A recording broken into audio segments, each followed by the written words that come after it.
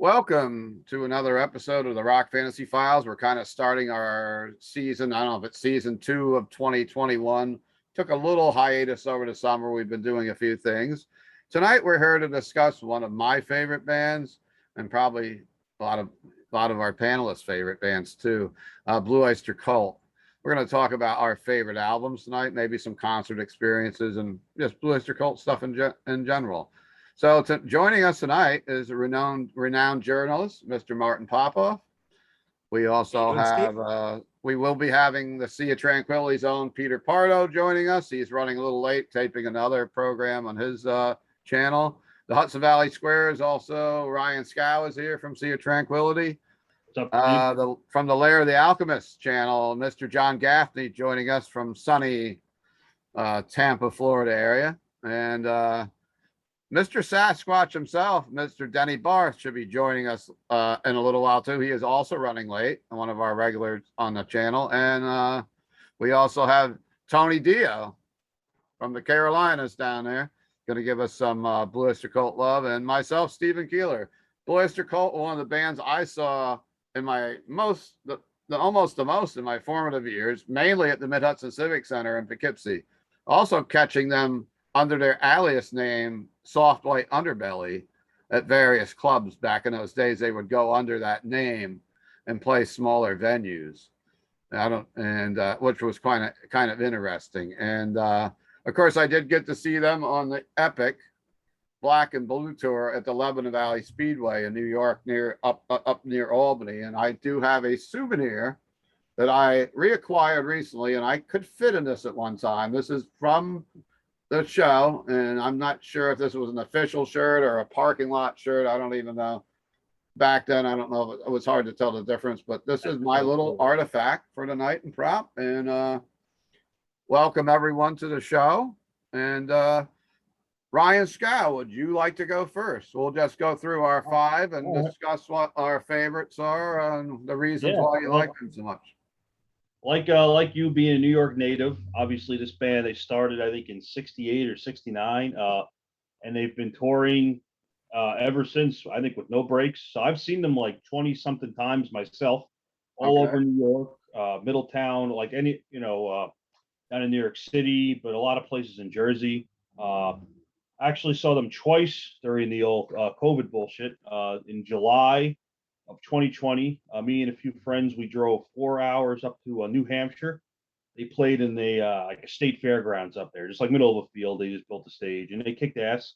And then a couple months ago, when it was starting to get a little warm out, I think in April or May, we saw them in Scranton, Pennsylvania, at a drive-in theater, and that was great because we were actually able to get right up front. The one in New Hampshire, they kind of like segregated us by our cars. But we were able to get right up front by the stage. So it was the first time I saw a concert like leaning up against the stage in over a year. So that was great. They still kick ass. Those guys are road dogs. They don't care. They'll play anywhere at any time. Obviously it's mostly newer guys now, but it's been Buck and Eric since the beginning. And those guys, they're consummate professionals. So I'm going through this list. And, to me, they're one of those bands that kind of like, I want to say a little bit like Sabbath or Motorhead, where I love everything they did, but it's hard to pick favorite albums because there's not like that one album that stands out above everything for me. It's real tough. So for my 5th one, you know what? I'm going to actually pick their newest album, The Symbol Remains. Came out last year.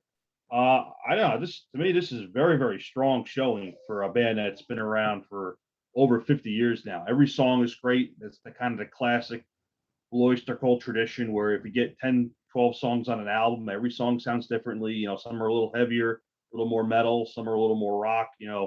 A lot of different influences came in. It was cool because they were never really like a lot of the early bands like Sabbath, Zeppelin. They were very bluesy, like based in the blues. They all came from that background. Blue Oyster Cult, to me, they were like aliens that transported in from another planet, like from Andromeda. They never had like a real bluesy element. They were just weird, always a weird band. The lyrics, nobody knows what the fuck they were ever talking about, which I love. Mm-hmm. They had a lot of continuity in the lyrics, but it was always very strange stuff. And they kept it going. So I know they had longer breaks in albums nowadays. But yeah, this one to me is definitely a really, really good album. Tainted Blood, Nightmare Epiphany, The Alchemist, Box in My Head, That Was Me. Eric sounds great. Buck still sounds great. I know those guys are getting up there. In Blue Oyster Cult tradition, they also have a lot of different. Everybody sings a song. So the third song, the new guitarist who's great, Richie from like Staten Island, he sings a song on there. That's one of his tracks. Steve, you just want to do all 5 albums in a row? Yeah, that's how we'll do it tonight. All right. So my second one, this one I kind of like. I just jumbled these up because this is kind of hard to pick. But for number 4, I'm going with their second album, Tyranny Mutation.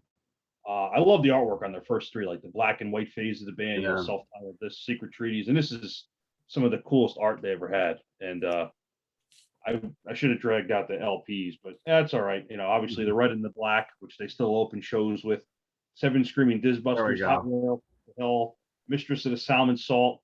This is just a great album. They sound freaking great on this. This is a classic, weird stuff going on, real heavy, real proggy, great interplay between the musicians, great vocals, great guitar playing. Buck sounds awesome. His guitar playing he's always one of my favorite guitarists. Very underrated. He should have been up there with when people say Richie Blackmore, Jimmy Page, Tony Iommi, 100% agreed. But Buck Dharma belongs on that pedestal because that guy is a absolutely phenomenal guitarist. Going to number 3, I'm gonna go with a classic. Another one, Specters. Nice. Obviously, if you put a gun to my head and said pick one favorite song, you can only pick one song. I'd probably go with the Golden Age of Leather. It is just a phenomenal song. It's my favorite biker song ever. Like the way it tells the tale of these old bikers meeting up for one last time. They get in a fight in the middle of the desert, and just fist flying, chromium steel going around, and then the guy goes over the hill the next day, and it's just sand, and that glint of steel. So that's such a great song. But Godzilla, obviously, Nosferatu. Band's got a long tradition of great songs about vampires. New album's got Tainted Blood, great vampire song. This one's got Nosferatu, which is probably my favorite vampire song by them. Number 2, going with their third album, Secret Treaties. Nice.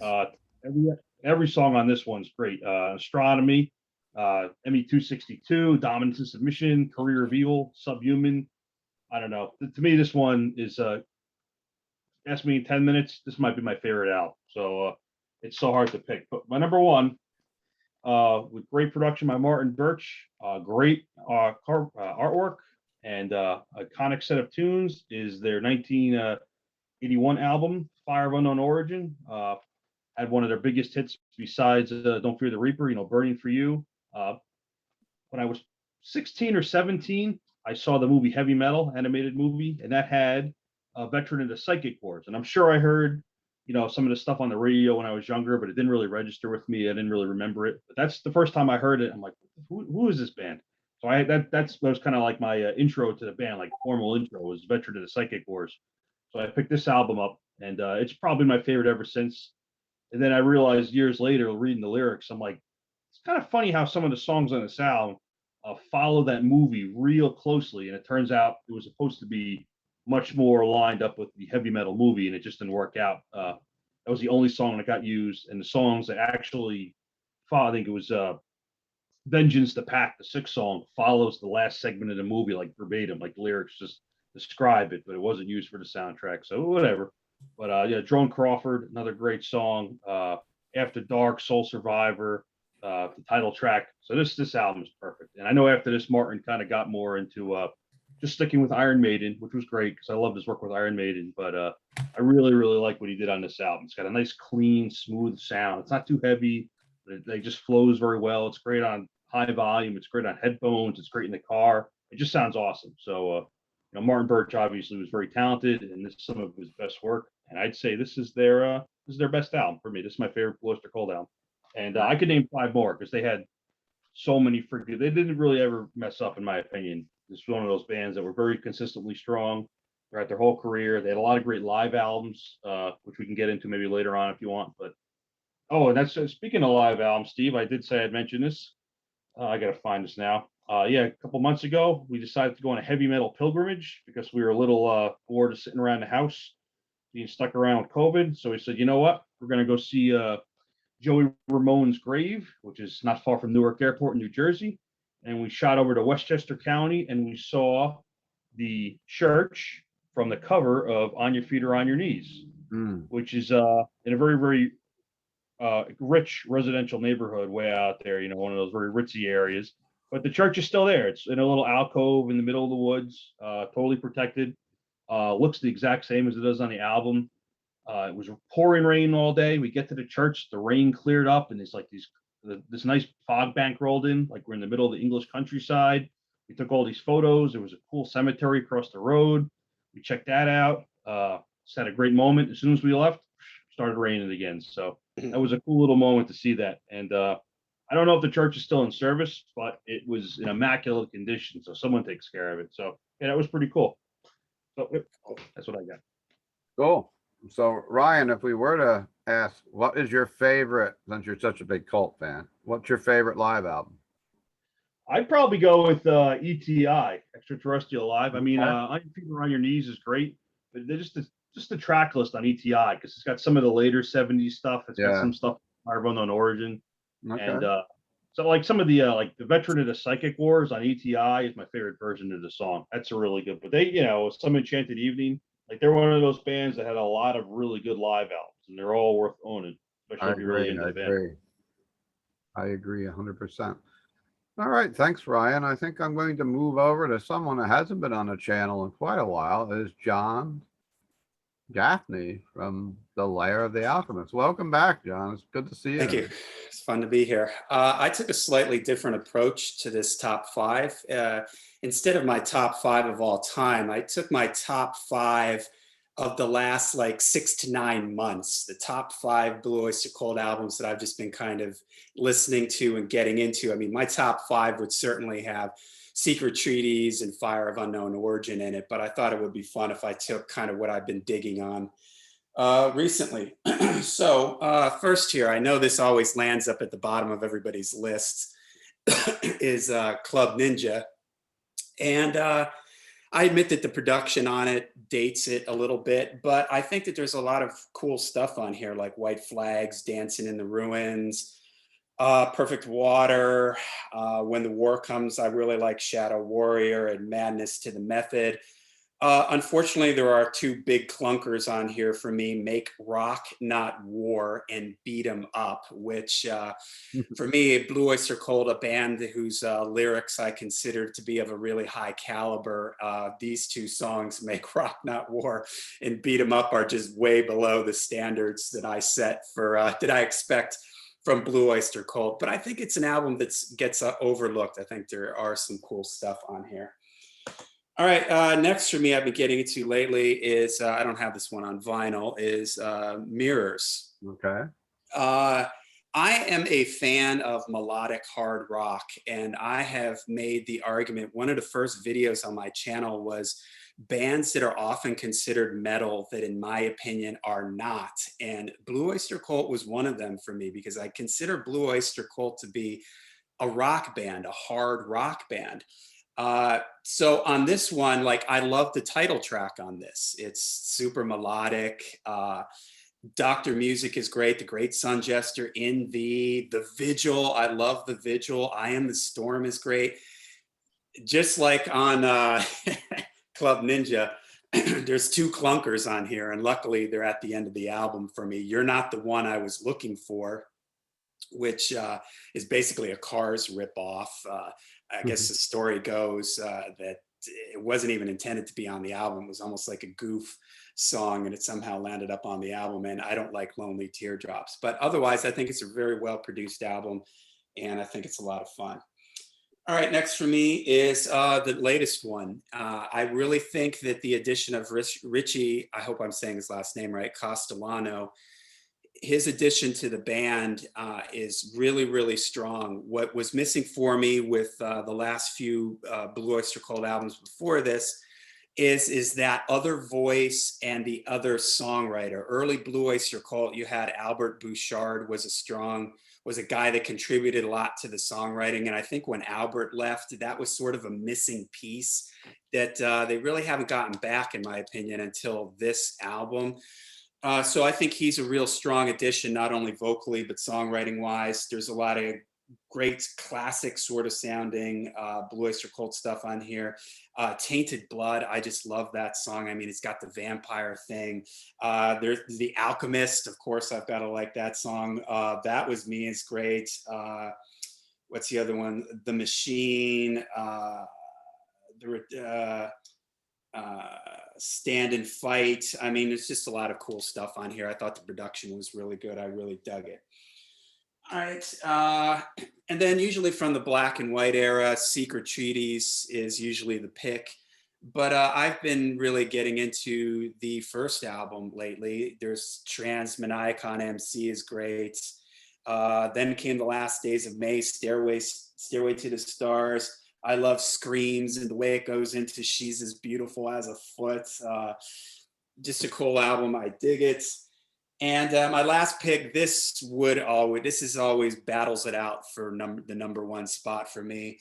I love Specters. This goes back to my thing that Blue Oyster Cult is not really a metal band, but Godzilla is one of those songs that everybody's heard, and it's the reason why people think they're a metal band maybe sometimes, but there's just the songs that I love on here tend to be the more melodic things like Death Valley Nights.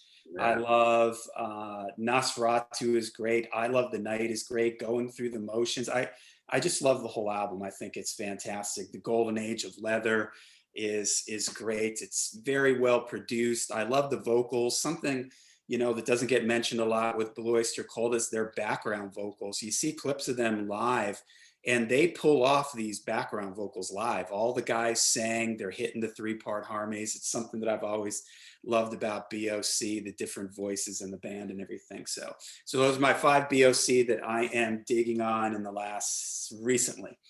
Excellent. And what is your favorite live album? This is our question. On Your Feet or On Your Knees. I think it's because it's the one that I had when I was younger. Yeah. It adds a little bit of extra fire and a little bit more energy to those black and white album songs. So that one always has a special place in my heart. The album cover is an iconic album cover. So. Do you have a concert memory or? Yeah, I mean, I've seen them. I was supposed to see them right before everything got shut down. They were playing at SeaWorld in Orlando. Really? When they tend to play in Florida, that's kind of the circuit they're on. In Florida, they play SeaWorld kind of regularly. They'll play at Busch Gardens in Tampa.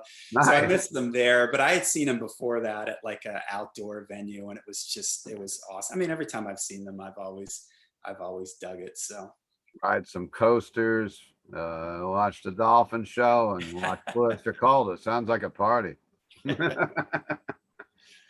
All righty. Thanks, John. And I'm going to move over to, we don't have a center square tonight because we only got 6 people. So the one that's below me is Mr. Martin Popoff. Welcome. It's an honor to have you on the Rock Fantasy Files again. Thanks Martin. very much, Steve. Yeah, very cool. So I'll start with my concert thing. I mean, I think I've only seen them 5 times, but one was really early for me. I'm just from a small town, Trail, BC, British Columbia, long ways from any concert capitals, but we were on one of our cross the country summer vacations, and I saw them in Poughkeepsie in '79 with Lisa Hartman Band and Roadmaster backing up. Wow. And then I also saw, again, fairly early for me was around I guess 81, Fire of Unknown Origin, Spokane, Washington.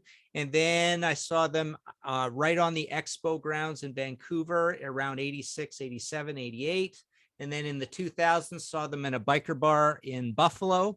Oh. And here in Toronto, but they don't come here very often. They don't come to Toronto very often. So I saw them here, 10, 15 years ago. And I'm pretty sure that's the last time I've seen them. So 5 times. So anyways, all right. So I had a real hard time with this list, especially right at the end. The number 5 was really tough.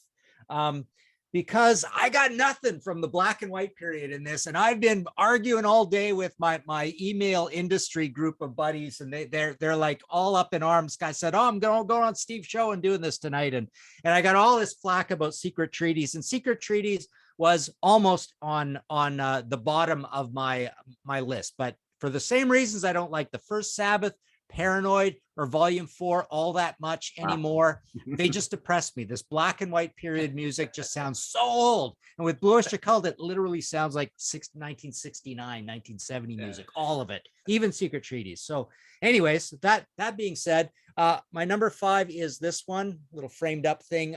Yes. Agents of Fortune. I really like this because this was when they first got their own personal 4-track recorder, so they're all writing on their own, so the songs are really more disparate on it.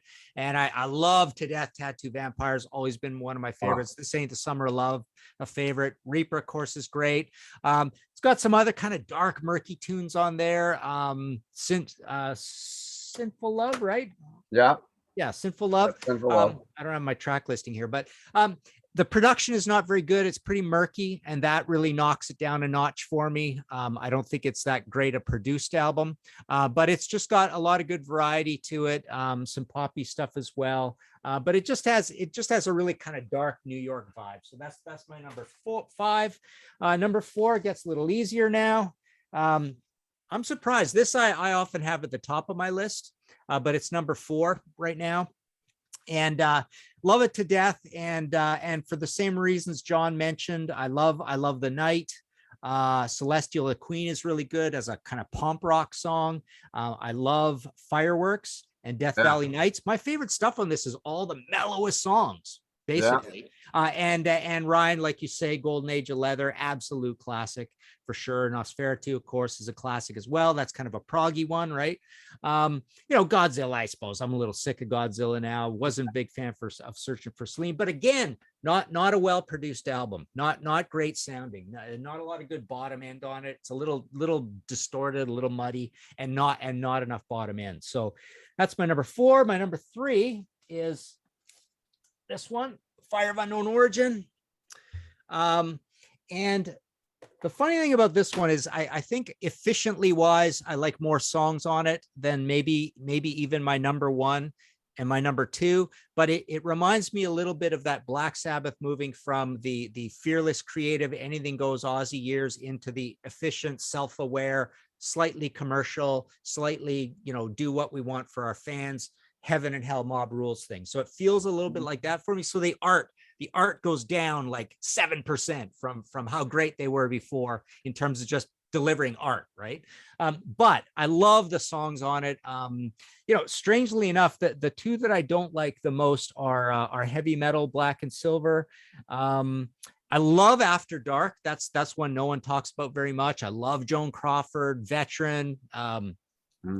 A lot of great songs. Burning for You is amazing. Fire of Unknown Origins, kind of a quirky one. This one reminds me, this is the one I always say that reminds me a little bit of the Stranglers for some reason. There's some really kind of getting more modern on the keyboards thing. But yeah, good flashy album, just action packed, a lot of great stuff. My number 2, I went with this one. Cultosaurus Erectus, produced by Martin Birch, produced not that great by Martin Birch, I might add. It's a little bit in that heaven and hell zone, but even weirder and maybe a little less dynamic. But the songs, this is where, as Albert said, we wanted to, Mirrors kind of bombed for us, and we wanted to go a little, as he says, mysterioso again. So Black Blade is my second favorite Blue Oyster Cult song of all time. Love To Death Monsters, love Deadline.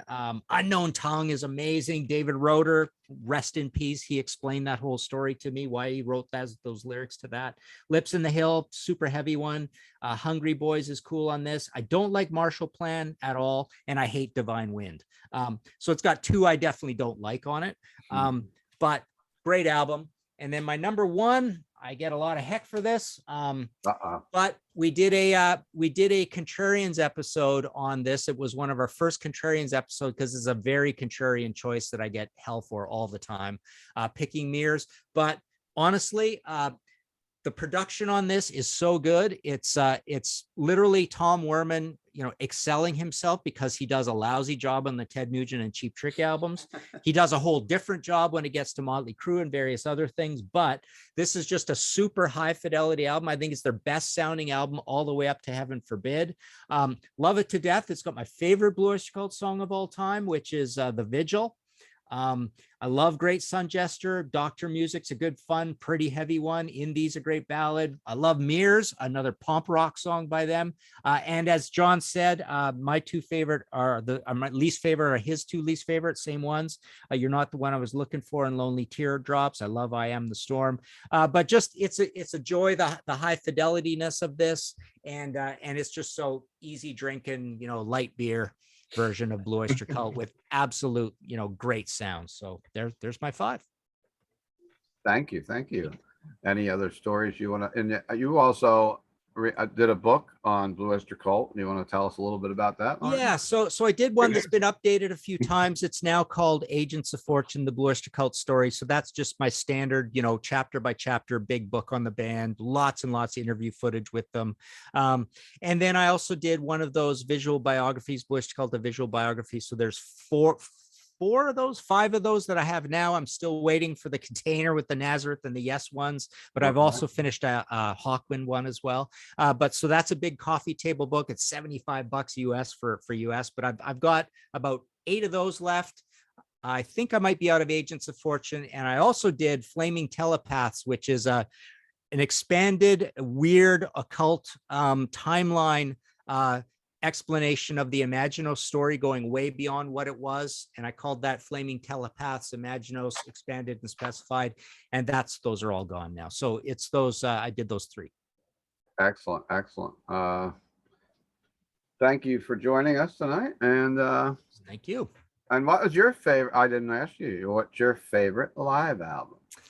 Man, I almost like Ryan want to go with Extraterrestrial Live, but it really, I have such fond memories of the first one because my one big memory is I remember playing that record over and over and over again while doing homework, while burning tons of incense in my bedroom, and I thought after a while, like the haze, I couldn't see across my bedroom, and I'm thinking, is this all getting into my albums? I mean, are my albums actually starting to smell like incense because of this? But yeah, I remember just looking at that, playing it over and over. I just wanted to show one other thing here.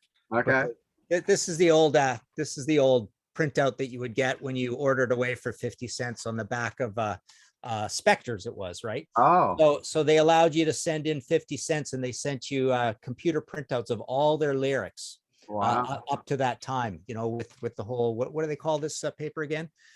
I could almost call it point of entry paper because this is the Judas Priest point of entry album cover paper, right? But track feed or whatever it's called. Yeah, that's dot matrix printer paper. Yeah, and then that's what the text looks like. It's just like your really low level. Oh yeah. So Definitely screams 70s. yeah. So Martin, I'm going to go on record tomorrow morning on Sea of Tranquility to say you actually talk pretty highly of a live album. Yeah, right. Yeah, exactly. Yeah. The incense made him do it. I was probably Always rubbing shoulders with you, Martin, at that 1979 show. I'm sure I was there. You were there, right? Cool. Oh yeah. Yeah. For sure. No, I was there with the family. I remember it was kind of like a B-level hockey barn, right? Kind of thing.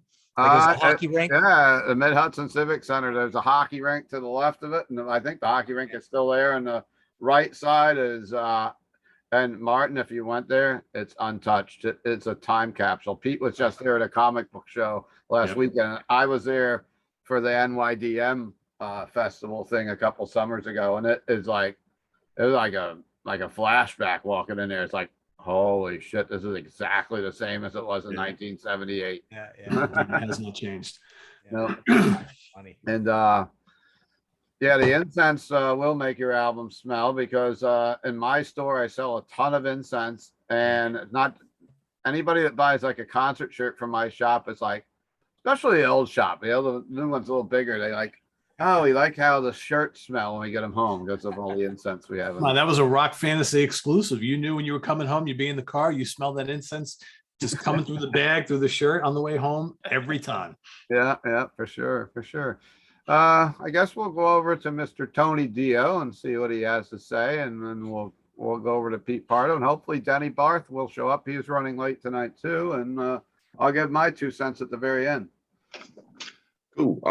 Well, I first got into Blue Oyster Cult, I guess, around the early 80s. A friend of mine his brother had the heavy metal soundtrack, kind of like what Ryan was saying, and we heard the Veteran and Psychic War. So that was the first song I really ever heard by him.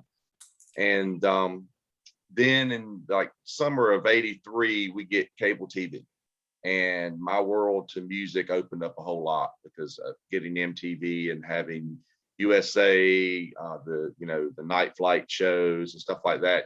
You got it, exposed to a lot of music that I didn't know about and stuff. And there was a show that used to come on Saturdays called the Blue Jean Network, and they showed like live concerts. And they showed a Blue Oyster Cult concert one Saturday. Now I used to set a tape recorder in front of the television and record songs and stuff off MTV. I did this with the Blue Oyster Cult concert, so I recorded it. So I really just kind of was just got into them like that and hearing more songs by them and so forth. So that kind of opened my world up to the magic and the mystery of this band, and I would follow them, their careers from then on pretty much, and there's been albums come and go through the years that I like better than others, but I can't really say that there's not a Blue Oyster Cult record that I don't like something about. We'll start out with my number 5 is kind of a wild card, is the album that came out in 1998, the Heaven Forbid. Wow. Awful cover. That's a great album. That is a good album. Morgan Fairchild cover would have been a much better front cover for it. But it's a really heavy record. I remember CMC Records put this out, and they had a sampler that came out the summer before that, had like a tour package that was Blue Oyster Cult and Pat Travers and some different ones. So they did this little sampler CD and had a couple of live Blue Oyster Cult tracks on it. But the song Power Underneath Despair was on it. And that was the new song. And I was like, wow, this is really good because, it was going back to the heavier stuff that they had done, like Take Me Away and stuff like that in the 80s. And that was, so the Heaven Forbid was like the first album in 10 years, I think it was. And there's a lot of really good songs on here. See You in Black and Power Underneath Despair, like I said. Buck's song Harvest Moon is one of the best DOC songs, one of my favorite, and they still play that one live from this album. And Live For Me, that was another great one. So it's a lot of good songs. Here's one called Still Burning, which I think is kind of a follow-up to Burning For You, which the subject matter of whatever. From there, I would go, my number 4 would be 1977's Spectres, or Specters, however you want to say it. This one has got a lot of good stuff on it as well. I mean, Godzilla, of course. Golden Age of Leather is one of my favorite songs by them. You've got some more of the what's his name, Albert. He sings a couple of tracks on here. He does Fireworks and Death Valley Nights, and it's got Are You Ready to Rock on it, which is a great song that kicks off a lot of live shows for them, like on the Some Enchanted Evening album. I even like the little doo-wop song, Going Through the Motions. That's pretty cool. But I Love the Night. That's probably one of my favorite songs on here as well. And Nosferatu.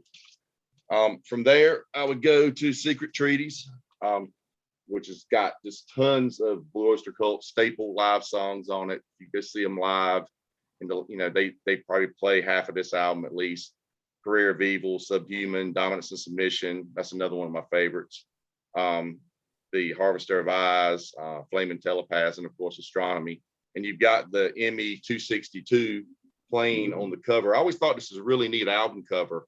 It kind of looks like some of those drawings that you do, Martin, that you post. It's kind of that pencil, pen and ink looking drawings, and then I always thought it was weird that they've got the German Shepherds are slaughtered on the back of it, which is just kind of a piece of odd art, From there, I would go to my number 2 album would be Cultosaurus Erectus. Wow.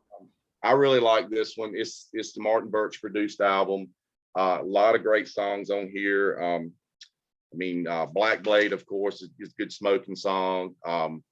Monsters, it has that little breakdown where they do the little, like it goes into a jazzy part with a saxophone solo. And I like Divine Wind. I thought that was really cool. It's about the whole thing with Iran when we were in war with Iran and Ayatollah, and he was calling the U.S. the devil. And when they played it live on the Black and Blue concert, that's really neat. They've got a mannequin dressed as the Ayatollah sitting up on stage. So that was pretty cool. I'd love to sing that tour. That would have been really cool. Hungry Boys, that's kind of a punky, poppy song. It always kind of reminds me of a little bit of some Dictators a little bit for some reasons. It's kind of a little punk feel to it. And Fallen Angel. I mean, that's a really cool song. I mean, it's like a really mellow song with like some satanic lyrics or something, and kind of like some Demon, like the band Demon or something would do. And Lips in the Hills, of course, is one of their heaviest songs ever. Love that one.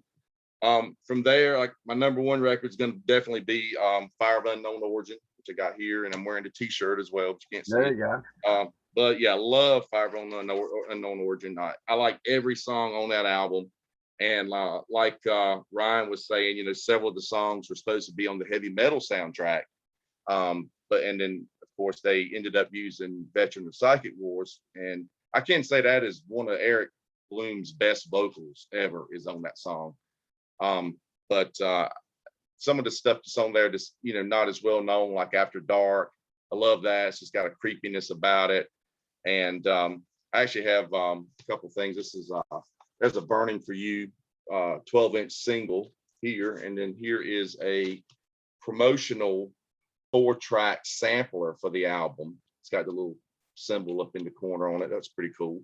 And I even have it on 8-track. I like it so much. So. Nice. And I do have a working 8-track player. So. You do? Yeah. I had one of those in many. It drags a little bit, but other than that, you know, it still works.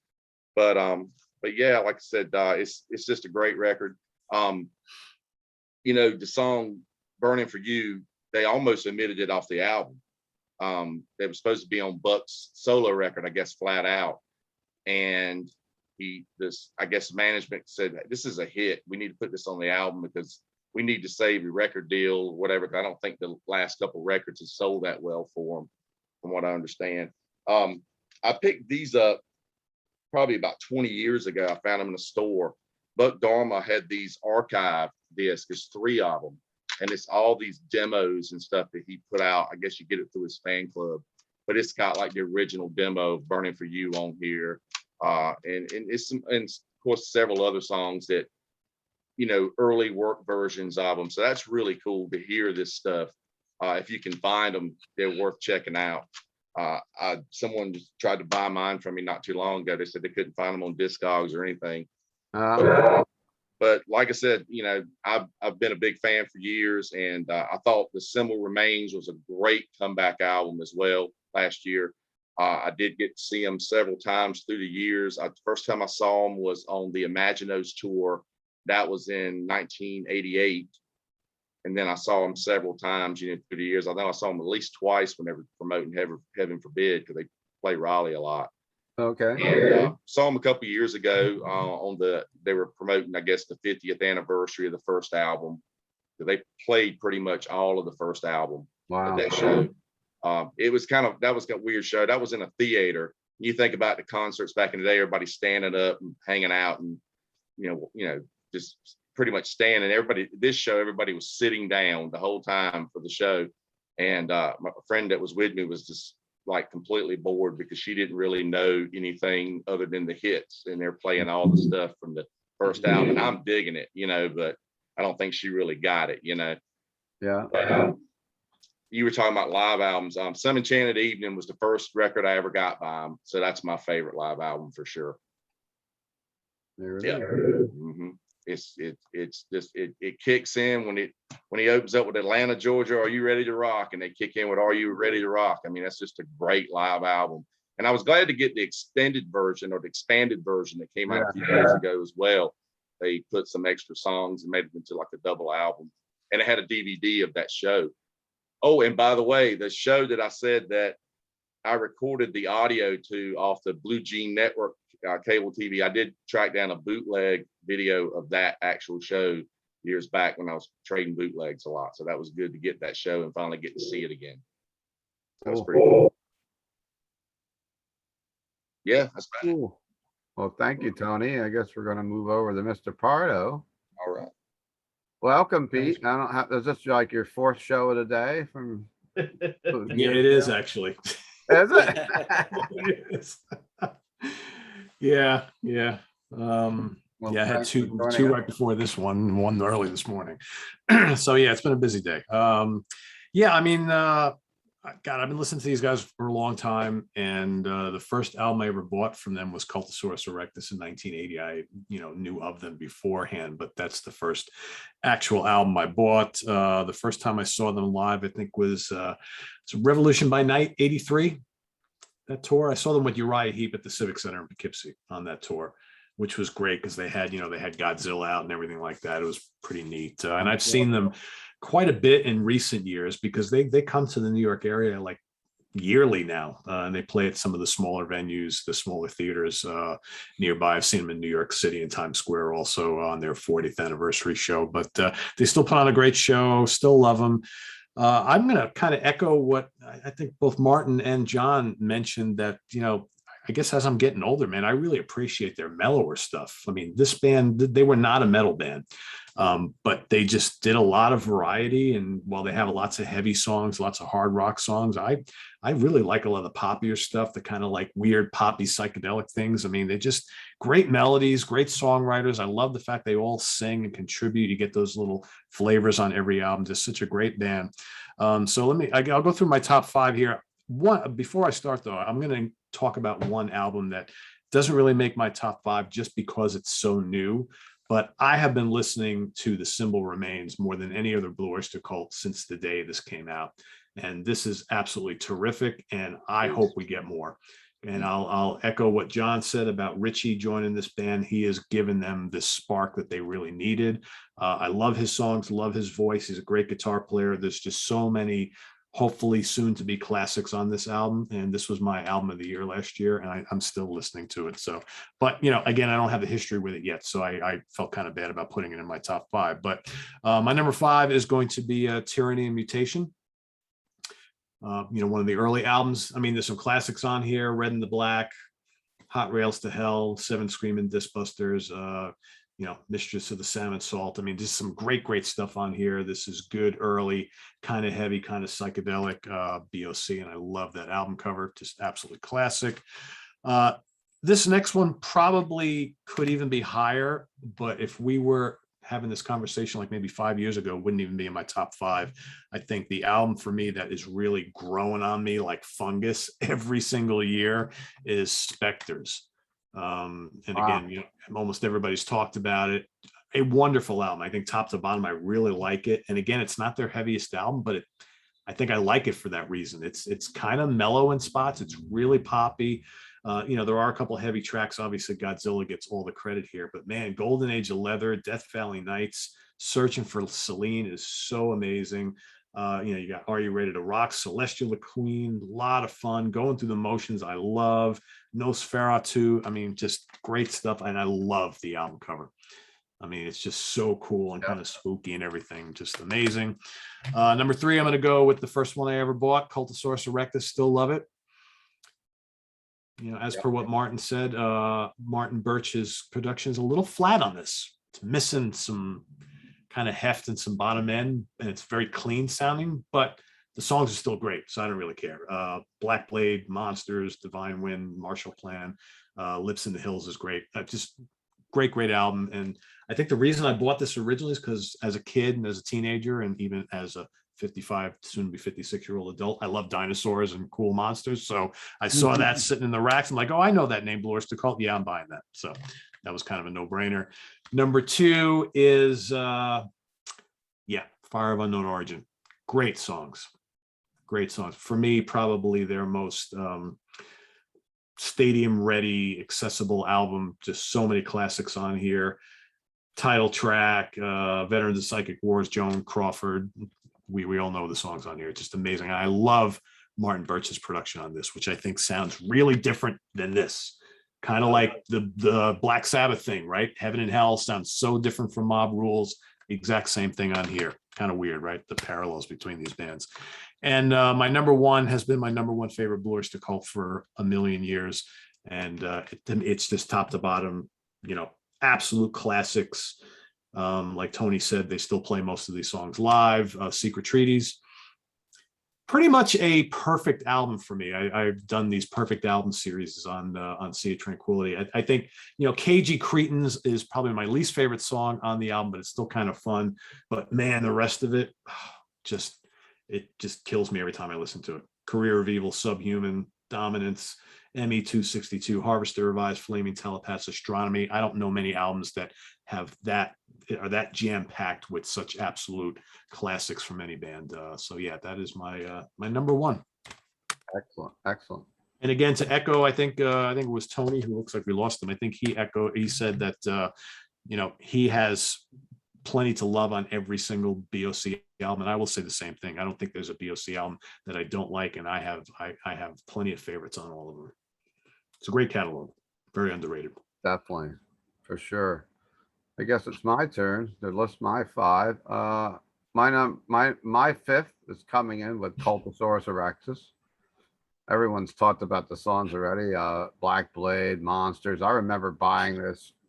Came out around, I think I bought this right around the same time that I bought Yes Drama. And I can remember a time period where I was a young kid and I was in a bit of trouble. I didn't have the story yet or anything, and I was going through a lot of stuff with an ex-girlfriend, and just remember that year of just listening to that album. You know how like an album can bring you back to a certain time period, and we were listening to the Yes Drama that whole summer or fall, whatever it was. So one song that no one's mentioned off that album that I like, and I know that Butch likes a lot, is Deadline. I love that song. I like Deadline too, yeah. And like you said, they're not a metal band. They could get lumped in with it because of their occultism, maybe, and the cross, and the, you know, and some of the just The imagery is very Yeah, that whole biker rock thing, yeah. imagery, yes, is more like it lumps it in with that genre. You know, sitting in a room with blacklight posters, listening to Blue Oyster Cult records is what I did in the 70s. And I'm still doing it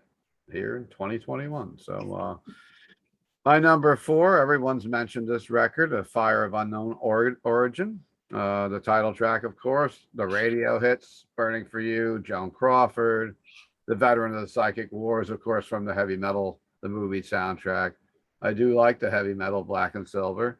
And the ME262 song. I mean, it's another just great album. I agree with Echo, everybody. And yeah, that was kind of like, that put them in that arena status. And it was that one of the, they probably at their biggest point, that album was when they were drawing crowds. My number three is going to be Specters. Of course, Godzilla. And by the way, plug Godzilla Pinball, Stern, coming out. Rock Fantasy ordered it. I don't know how I'm paying for it yet. I got to sell some old games. If anybody wants to buy a pinball, give me an email. But the Godzilla pinball looks amazing. And the prices went up too. But there's a Mecha Godzilla that catches your ball. There's a bridge that collapses, a building that collapses for a multi-ball. But anyhow, Godzilla, of course. I'm a little sick of that song. I don't listen to the radio anymore, so I'm kind of choose what I listen to. So I'm not as sick as I was probably 15 years ago.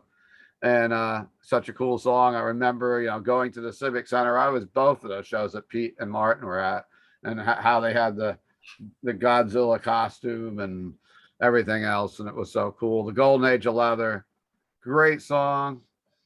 At 2 minutes, it just into that song, it just turns into like such a great song. I'm not that I don't like the beginning, but at the 2 minute mark, it just turns into that part that it just flows, and it eats me up. And Death Valley Nights, Fireworks, Celestial Queen, I Love the Night, and Nosferatu.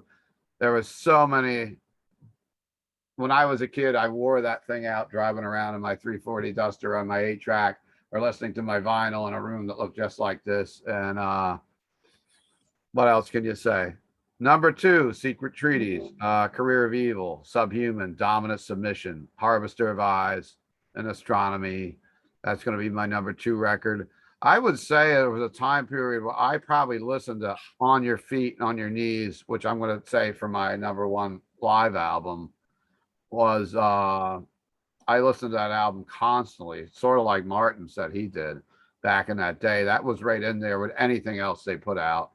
And my number one, a lot of people didn't pick this album, and I absolutely adore this record.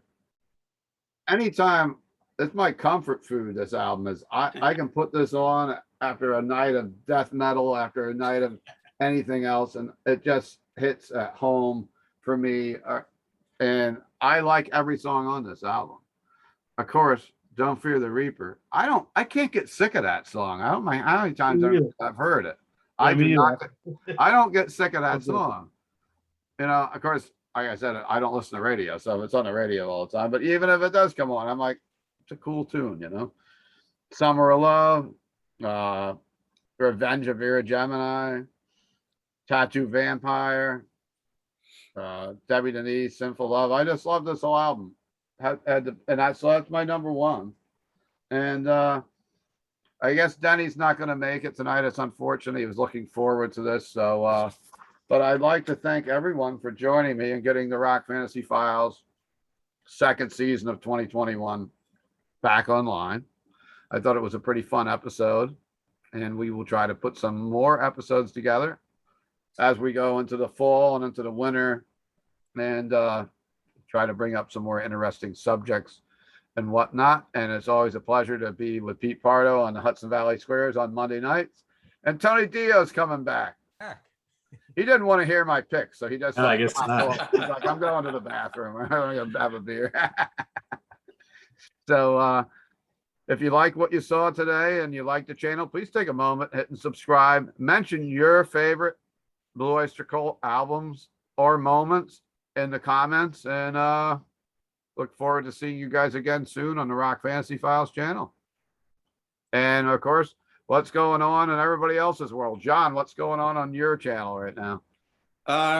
You know, same old thing on the YouTube channel, but I did recently start a podcast that I do through Spotify. Okay. And it allows me to play full songs legally, no copyright issues. So it's kind of like a radio show.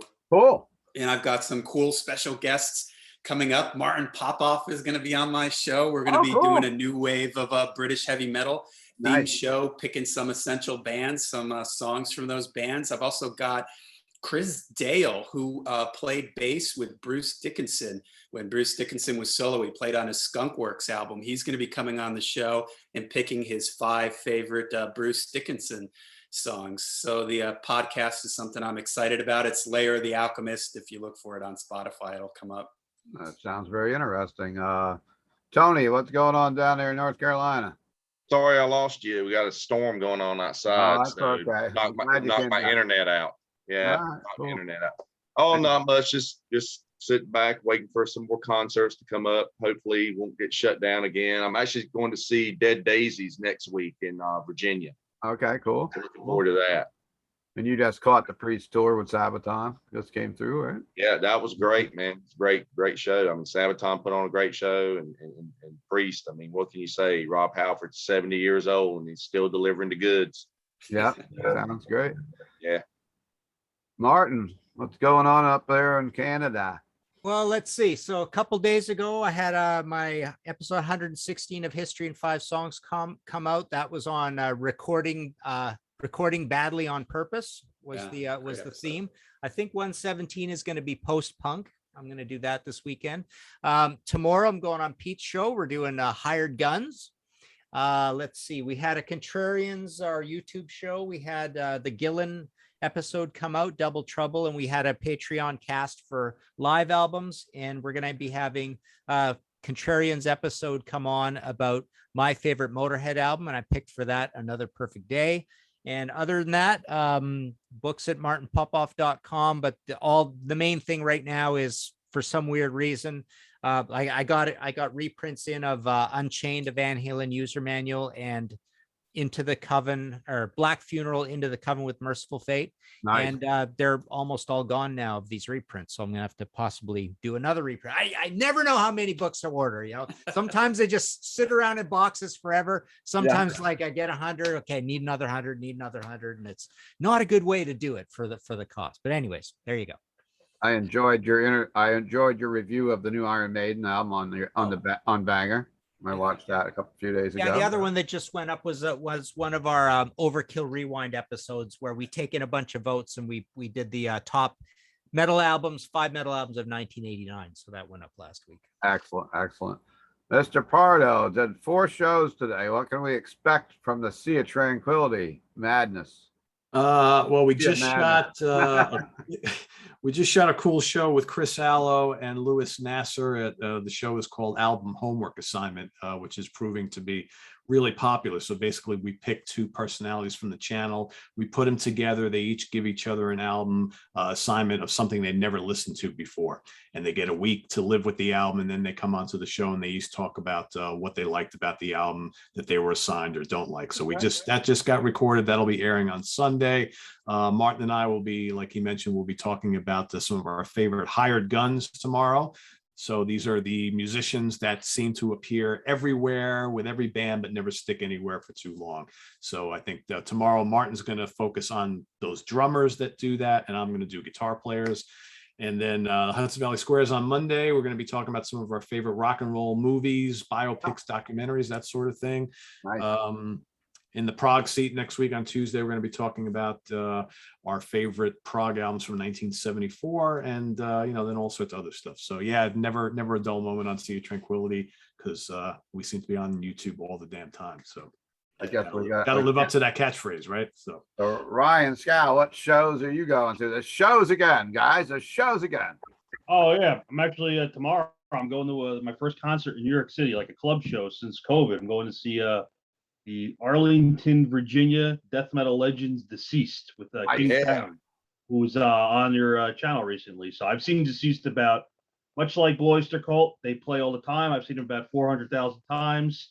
I saw them in a fucking wine cellar once in Brooklyn, a little bar called the Charleston. It was probably the size of a public bathroom. It was great. But I've seen them a lot of other places. I'm looking forward to it. It's at a little bar I've never been to.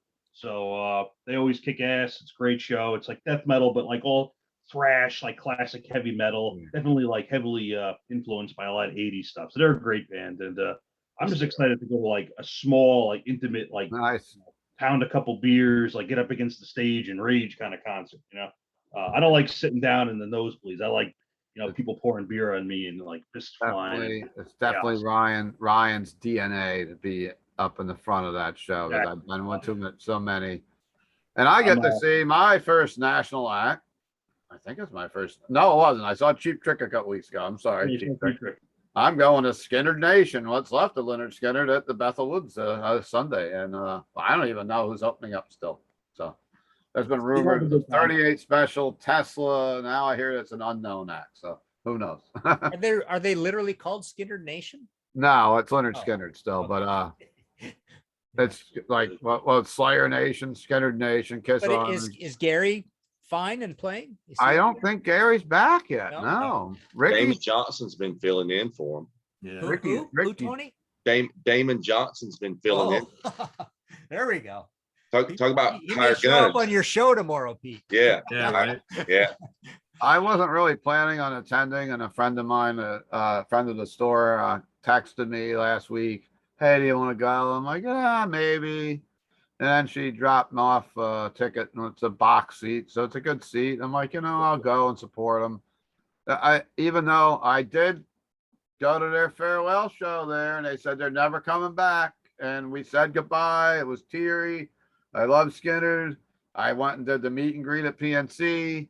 Got my photos with them. You're never gonna see us again in the same venue, and here we are now. Gary up the road. I don't know. It's you put Damon in there, and that band could have another 5 or 6 years. A solid lineup for 5 or 6 more years. He's good. Yeah.